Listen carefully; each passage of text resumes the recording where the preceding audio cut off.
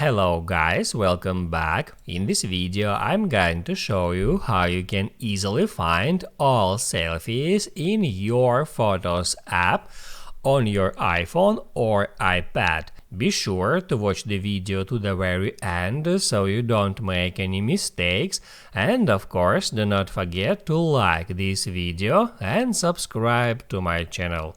So let's begin, and first off, open up Photos app.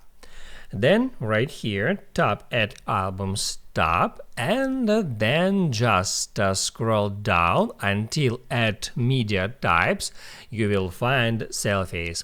As you can see, I got 150 selfies, and I can just get into it to see all the selfies, because it will filter out all the selfies for you without having to search for selfies in gallery.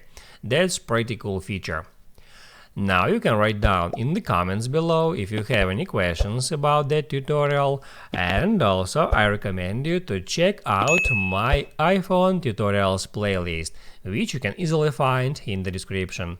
Hit the like button if you like that video, and see you in the next one.